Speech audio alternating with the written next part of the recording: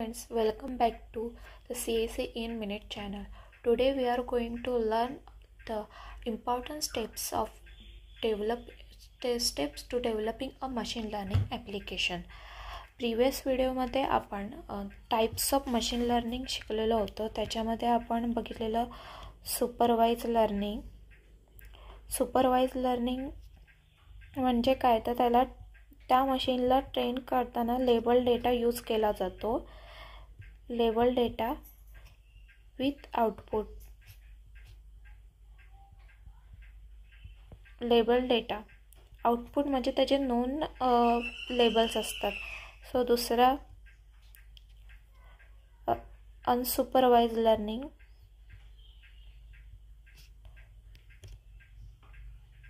ह्यामध्ये label data नसतो, unknown data असतो. त्याच्यावरनं ते कॅटेगराईज करते. त्याच्यामध्ये आपल्याला डेटा टाईप हा कॅटेगरी लागतो आणि इथं कंटिन्युअस व्हेरिएबल लागतात.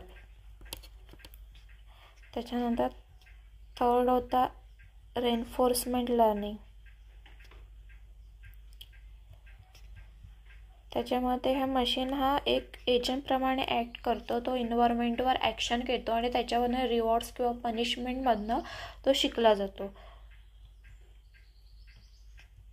लर्न फ्रॉम रिवॉर्ड्स और पनिशमेंट.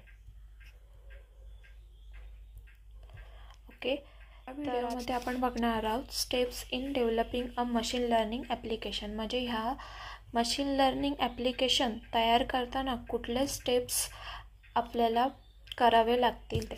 तर फर्स्ट आणि मोस्ट इम्पॉर्टंट स्टेप आहे तर कलेक्शन ऑफ डेटा.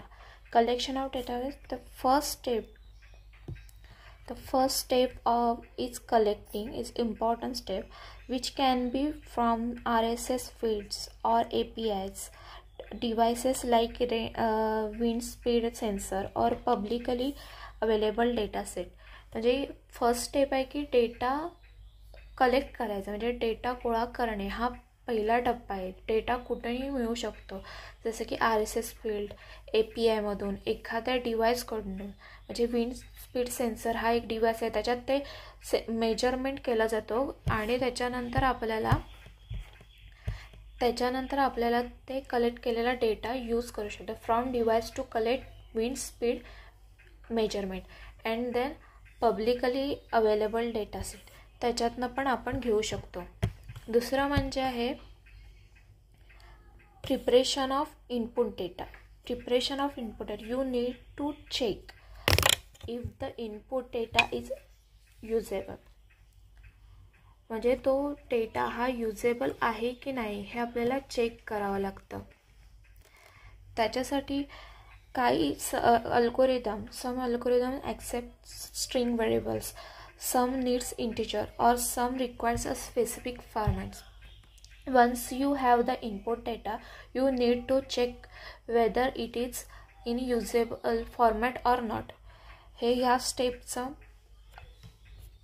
एक्सप्लेनेशन आहे, ज्याच्यामध्ये आपल्याला तो चेक करावा लागतो डेटा, की जो डेटा आपण घेतलेला आहे तो आपल्या अल्गोरिदमला युजेबल आहे का. Some algorithm can accept target variables and features as a string.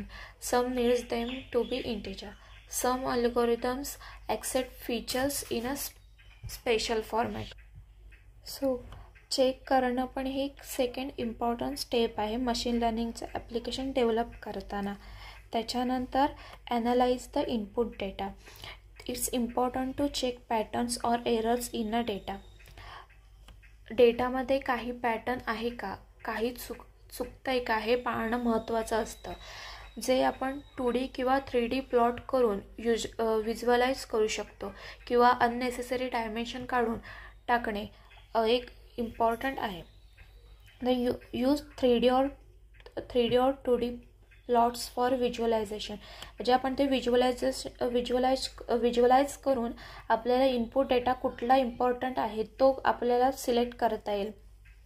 नंतर reduce extra dimensions means labels वगैरे इज फीचर्स, ते आपण रिड्यूस करू शकतो. त्याच्यामुळे आपल्याला डेटा क्लिअर भेटतो आणि त्याच्या ॲनालाइज करायला आपल्याला सोपा पडतं. Analyze the input data. This step is that it make you understand that you don't have any garbage value coming in. ह्याच्यात गार्बेज व्हॅल्यू कुठली नाही आहे या डेटामध्ये हे आपल्याला माहिती पडतं. नंतर 4th स्टेप्स आहे train the algorithm. You now feed the clean data to the machine learning algorithm. म्हणजे याच्यामध्ये आपल्याला क्लीन डेटा आपल्याला मशीन लर्निंगला द्यायचा असतो ट्रेनिंगसाठी. Good clean data from the first 2 steps is given as an input to the algorithm. The algorithm extract information or knowledge. The knowledge is mostly stored in format that is readily usable by machine for next 2 steps. In case of unsupervised learning, training step is not there because target value is not present. Complete data is used in next step. Supervise लर्निंगमध्ये target variables non असतात, म्हणजे आपल्याला label माहिती असतात. त्याच्यामुळे इथे आपल्याला knowledge जे घेतलेलं आहे ते स्टोअर करावं लागतं इनपुट, आणि त्याच्यातले एक्स्ट्रॅक्टेड मेन फीचर्स हे आपण ट्रेनिंगसाठी यूज केले जातात. आणि in unsupervised learning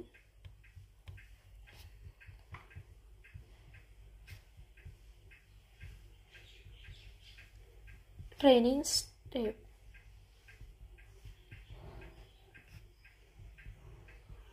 is not there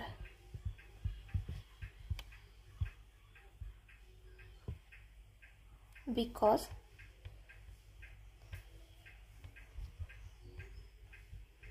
target value is not present.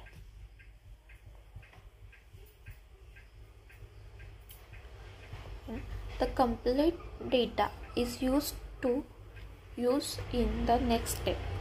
Then 5th step is test the algorithm. You test the model performance using metrics like accuracy, precision, etc. to check if it is working correctly. हे आपल्याला इथं check करावं लागतं की आपलं model योग्य प्रकारे शिकवले आहे का ते आपण चेक करतो. तर त्याच्यामध्ये in this step the information learn in the previous step is use. When you are checking an algorithm you will test it to find out whether it is working properly or not. In supervised learning case you have some known values that can be used to evaluate the algorithm. In case of unsupervised, you may have to use some other metrics to evaluate the success. In last step of developing the machine learning application, use it. Finally, use the model. If needed, revisit earlier step for improvement. म्हणजे आता हे आपलं model completely तयार झालेलं आहे आणि हे आपण वापरायला सुरुवात करतो. गरज पडली तर आपण मागचे स्टेप्स पुन्हा करतो. तर in this step a real program is developed to do some task and once again it is checked if all the previous steps work as you expected. तर ह्याच्यामध्ये आता मी तुम्हाला एक typical example of machine learning ॲप्लिकेशनचं diagram मी दाखवते. तर इथे आपल्याला 2 मेन फेज असतात. ट्रेनिंग फेज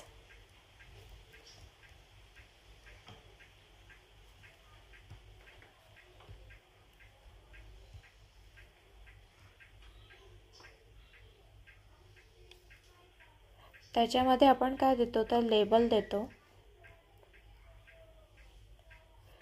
आणि इनपुट देतो.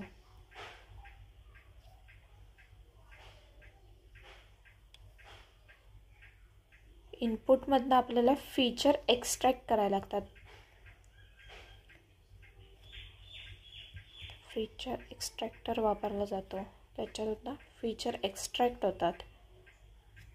नंतर फीचर एक्स्ट्रॅक्ट झालेले फीचर्स हे पुढे नेक्स्ट स्टेपला जातात आणि आपण हे फीचर एक्स्ट्रॅक्टर आणि लेबल्स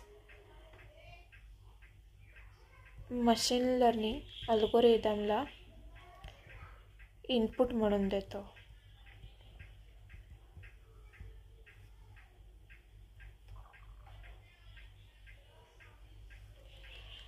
त्याच्यानंतर दुसरा हा एक पार्ट येतो आणि दुसरा पार्ट येतो टेस्टिंग फेज. हा 2 फेज इम्पॉर्टंट आहेत.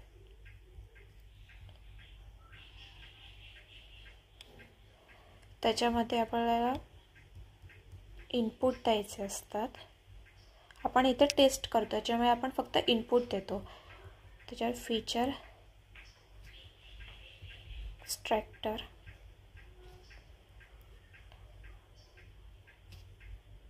आणि त्याच्यातून आपले फीचर्स एक्स्ट्रॅक्ट करतो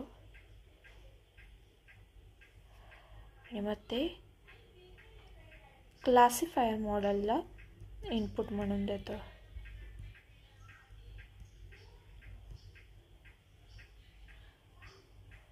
आणि मग हा मेन बेसिक आहे. हे आपण ट्रेन केलेल्या मॉडेलकडनं आपल्याला इथे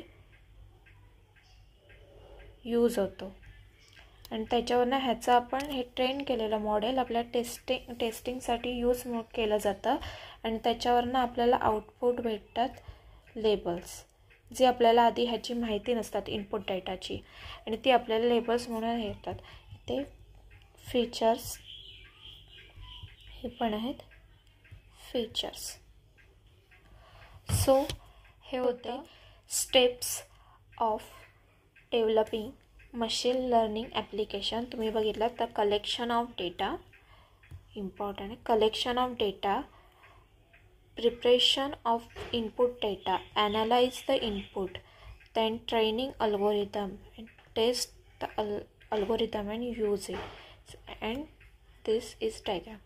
तुम्ही जर एक्झाममध्ये क्वेश्चन आला, मोस्ट ऑफ द टाइम हा क्वेश्चन येतो, steps involve in developing the machine learning application. तर तुम्ही हे 6 स्टेप्स व्यवस्थित लिहिलेत तर तुम्हाला मॅक्झिमम मार्क्स मिळू शकतात.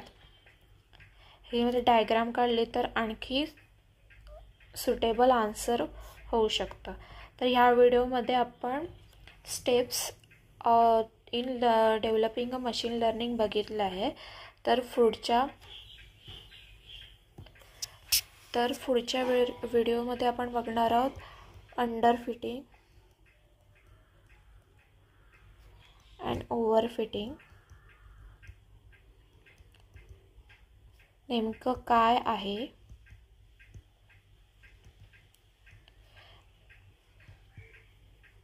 सो पुढचा व्हिडिओ तुम्ही नक्कीच बघा, त्याच्यामध्ये तुम्हाला क्लिअर होईल आणि आधीचे पण व्हिडिओ बघा, त्याच्यामुळे तुम्हाला बेसिक सगळं क्लिअर होईल. So friends, these were the core steps in ML development. Let's know if you want practical demonstration too, then comment in below. So don't forget to like, share and subscribe to CAC in Minute. Thank you.